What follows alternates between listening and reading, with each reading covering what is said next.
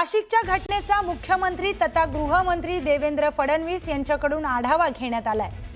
नाशिक जिल्ह्याचे माजी पालकमंत्री गिरीश महाजन आणि देवेंद्र फडणवीस अमरावती दौऱ्यात असताना त्यांनी या घटनेचा आढावा घेतलाय। मुख्यमंत्री देवेंद्र फडणवीस यांनी स्वतः केली जखमी पोलीस अधिकारी आणि कर्मचाऱ्यांची फोनवरून विचारपूस।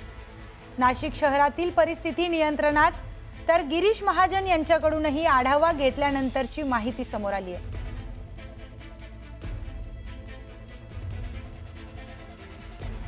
नाशिकच्या घटनेचा मुख्यमंत्री तथा गृहमंत्री देवेंद्र फडणवीस यांच्याकडून आढावा घेण्यात आलाय। नाशिक जिल्ह्याचे माजी पालकमंत्री गिरीश महाजन आणि मुख्यमंत्री देवेंद्र फडणवीस अमरावती दौऱ्यावर असताना त्यांनी या घटनेचा आढावा घेतलाय। मुख्यमंत्री देवेंद्र फडणवीस यांनी स्वतः जखमींना फोन करून, जे पोलीस कर्मचारी आणि अधिकारी या सगळ्यात जखमी झाले होते त्यांना फोन करून त्यांची विचारपूस केली आहे। नाशिक शहरातील परिस्थिती आता नियंत्रणात आली आहे, असं गिरीश महाजन यांच्याकडून आढावा घेतल्यानंतर ही माहिती देण्यात आली। तर नाशिकमध्ये एका धर्मस्थळाच्या जवळील अनधिकृत जागेचं जे बांधकाम होतं ते हटवण्याची जी अफवा नाशिकमध्ये पसरली आणि त्यानंतर तिथे दगडफेकीची घटना घडलेली आहे रात्री। त्या संदर्भात अधिक माहिती आपण आपले प्रतिनिधी लक्ष्मण गाटोळ यांच्याकडून घेणार आहोत। लक्ष्मण, या संदर्भात काय अधिकची माहिती आहे? मुख्यमंत्र्यांनी देखील आता घटनेचा आढावा घेतलाय।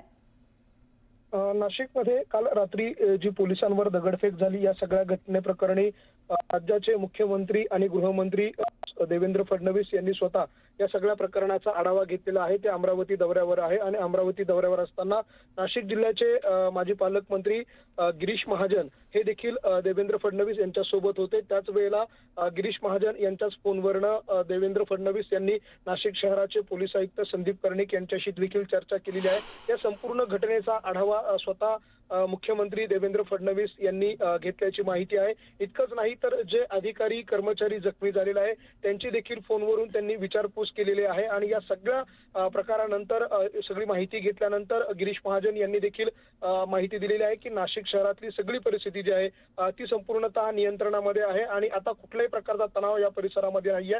मात्र पोलिसांवरती हल्ला करणाऱ्यांना सोडलं जाणार नाही, त्यांच्यावर कठोर कारवाई केली जाईल अशा प्रकारचा इशारा जो आहे तो देखील देण्यात आलेला आहे। एकूणच नाशिकमध्ये काल जी अनधिकृत दर्गा हटवण्याची कारवाई हाती घेण्यात आली होती महापालिकेकडनं, ती कारवाईच्याच पूर्वी मध्यरात्रीच्या सुमारास पोलिसांवर ज्या पद्धतीने एका जमावानं जोरदार दगडफेक केली, हल्ला केला, ज्यामध्ये 30 ते 35 पोलीस कर्मचारी, 2 सहाय्यक पोलीस आयुक्त जखमी आहे, या सगळ्यांची विचारपूस स्वतः मुख्यमंत्र्यांनी केलेली आहे आणि त्यांनी या सगळ्या प्रकरणाचा आढावा देखील घेतलाय। नक्कीच लक्ष्मण, धन्यवाद आपण दिलेल्या सविस्तर माहितीसाठी। पाहुयात पुढची बातमी। नाशिकच्या काठे गल्ली परिसरात काल रात्री दगडफेकीची घटना घडली आहे। जमावाच्या दगडफेकीत 21 पोलीस कर्मचारी जखमी झालेत। या जखमी पोलिसांची पोलीस आयुक्त संदीप कर्णिक यांनी भेट घेतली। यावेळी पोलीस आयुक्तांनी जखमींची विचारपूस केली आहे। नाशिक शहरामध्ये काल रात्री हिंसक जमाव पांगवताना नाशिक शहर पोलीस दलाच्या अधिकारी व अंमलदारांनी अतिशय स्विफ्ट आणि अतिशय स्ट्रॉंग ॲक्शन घेतली। त्यामुळे अर्ध्या तासाच्या आतच सर्व परिस्थिती नियंत्रणात आली आणि आज आपण बघतायत की शहर सुरळीतपणे चालू आहे। त्याबद्दल मी त्यांचं अभिनंदन करतो। त्यातले काही अधिकारी व अंमलदार हे यांना दगडं लागली, ते इंज्युअर्ड झाले, त्यांना सिव्हिल हॉस्पिटलला आपण ॲडमिट केलेलं आहे। त्यांना आपण आता बघितलेलं आहे, सगळ्यांची प्रकृती चांगली आहे आणि ते रिकवर होत आहेत। एकूण किती जण जखमी झाले? एकूण 21 अधिकारी व अंमलदार जखमी झालेले आहेत। दरम्यान नाशिकच्या काठे गल्ली परिसरात रात्रीच्या वेळी दगडफेकीचा प्रकार घडलाय। जमावाच्या दगडफेकीत 2 सहाय्यक पोलीस आयुक्त आणि 20हून अधिक पोलीस कर्मचारी जखमी झालेत। एका पोलीस कर्मचाऱ्याचा पाय फ्रॅक्चर झालाय, तर दगडफेक करणाऱ्या जमावातील काही जणांनी पोलिसांनी ताब्यात घेतले। 8 पेक्षा अधिक जणांना पोलिसांनी या संदर्भात ताब्यात घेतलंय, तर या दगडफेकीत 5 वाहनांचंही मोठं नुकसान झालंय। वीज पुरवठा खंडित असल्याचं पाहून समाजकंटकांनी ही दगडफेक केली। धार्मिक स्थळाभोवतीचं अनधिकृत बांधकाम पाडण्याच्या मुद्द्यावरून उडालेल्या अफवेनंतर ही दगडफेक करण्यात आली आहे। यावेळी 500 पेक्षा जास्त पोलिसांचा बंदोबस्त ठेवण्यात आला होता। मात्र मोठ्या प्रमाणावर आलेल्या जमावामुळे परिस्थिती चिघळली। पालिकेच्या न्यायालयाच्या आदेशानं अनधिकृत दर्ग्याला 1 एप्रिलपर्यंत नोटीस बजावली होती। 1 एप्रिलला ही नोटीस बजावण्यात आली होती। स्वतःहून अनधिकृत बांधकाम काढून घ्या, अन्यथा पाडकामाचा इशारा पालिकेनं दिला होता. आज नाशिक पोलिसांनी परिसरातील वाहतूक मार्गातही तुर्तास बदल केलाय. याच वेळी एका दिशेने उस्मानिया चौक येथे एक गुंड लोकांचा जमाव त्या ठिकाणी याला विरोध करण्यासाठी जमला. त्यांना समजवण्यासाठी दर्ग्याचे ट्रस्टी तसेच प्रतिष्ठित नागरिक त्या ठिकाणी गेले. त्यांना देखील जुमानले नाही. पोलीस स्थानिक त्या ठिकाणी जे हजर होते, अधिकारी होते, वरिष्ठ अधिकारी होते, त्यांनी देखील त्यांना समजवण्याचा प्रयत्न केला, परंतु त्यांना देखील त्यांनी ऐकलं नाही. न ऐकून उलट त्यांनी प्रतिष्ठित नागरिक तसेच पोलीस पथकावर दगडफेक केली. दगडफेक करून त्यांनी काही गाड्यांचं नुकसान केलं. त्याबद्दल त्यांना तात्काळ नियंत्रण आणण्यासाठी सौम्य बळाचा वापर करून त्यांना नियंत्रित आणण्यात आलेला आहे. सध्या परिस्थिती पूर्णपणे शांतता आहे. 15 लोकांना याच्यामध्ये ताब्यात घेण्यात आलेला आहे. 57 मोटरसायकल ज्या संशयित आहेत त्या देखील ताब्यात घेण्यात आलेल्या आहेत. दरम्यान नाशिकमध्ये दर्गा परिसरात झालेल्या कारवाईच्या मुद्द्यावरून संजय राऊतांनी निशाणा साधलाय. दर्ग्यावर कारवाईसाठी आजचा दिवसच का निवडला, असा थेट सवाल राऊतांनी उपस्थित केला. दरम्यान आमच्या शिबिराला गालबोट लावण्यासाठीच ही कारवाई करण्यात आली असल्याचा आरोपही त्यांनी केलाय. तसेच कुठे कधी काय करायचं याचं पंचांग ते घेऊन बसतात, असा टोलाही राऊतांनी लगावलाय. दुसरीकडे सत्तेसाठी आम्हाला सोडणारे आता हुजरेगिरी करत आहेत. त्यांनी आमच्या अस्तित्वाची त्यांना भीती वाटतेय का, अशी टीकाही त्यांनी केली आहे. तसेच बाळासाहेब ठाकरे हे द्रष्टे होते, त्यांनी कमळाबाई नाव ठेवलं, असा घणाघाती टोलाही संजय राऊत यांनी भाजपला लगावलाय. दर्गे हटाव मोहीम सुरू केली या शहरामध्ये. दर्ग्यांवरती बुलडोजर फिरवणार आजचाच दिवस निवडला.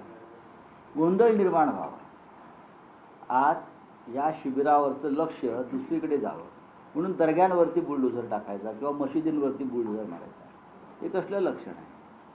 हिंमत असेल तर समोर येऊन लढा, आमची तयारी आहे.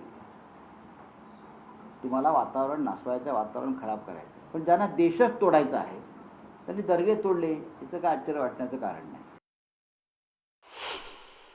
15 दिवसापासूनच आजचा मुहूर्त काढलेला आहे. मी तुम्हाला ते सांगतोय, हे भारतीय जनता पक्षाचे लोक जे असतात या बाबतीमध्ये त्यांचा कोण हात नाही धरू शकणार. हां, ते मुहूर्त आधी काढत बसतात, कधी कुठे दंगल घडवायचे, कधी कुठे काय करायचे, कधी कोणावरती कारवाई करायचे, त्याचेच मुहूर्त काढून पंचांग गुन्ह्यांचे लोक बसलेले असतात.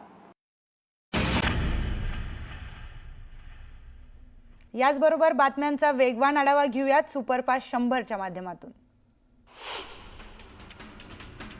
नवी मुंबईत मराठी शाळांसाठी मनसे आक्रमक झाली आहे. ऐरोलीतील राधिकाबाई मेघे महाविद्यालयात मराठी वर्ग बंद केल्याची माहिती मिळताच मनसेनं जाब विचारलाय. दरम्यान मराठी वर्ग बंद करणार नसल्याचं आश्वासन शाळा प्रशासनाने दिलंय. पुण्याच्या बिबेवाडी परिसरात गोळीबार करणाऱ्या आरोपींना अटक करण्यात आली आहे. अटकेनंतर गोळीबार केलेल्या ठिकाणी आरोपीची धिंड काढण्यात आली. निलंबित पोलीस निरीक्षक रणजित कासले पोलिसांना शरण येणार आहेत.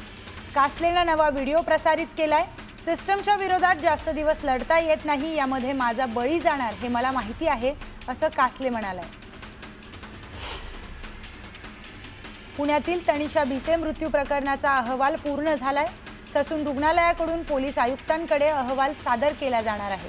अहवालातून कोणतीही माहिती समोर येते हे पाहणं महत्त्वाचं असणार आहे. मुंबई पोलीस नियंत्रण कक्षाला धमकी देणाऱ्याला पोलिसांनी अटक केली आहे. सूरज जाधव असं धमकी देणाऱ्याचं नाव आहे. मद्यपान करून धमकी दिल्याचं तपासातून समोर आलंय.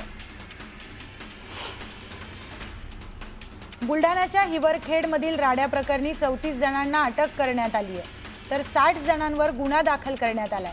दरम्यान कायदा आणि सुव्यवस्था अबाधित राहण्यासाठी हिवरखेडमध्ये संचारबंदी लागू करण्यात आली.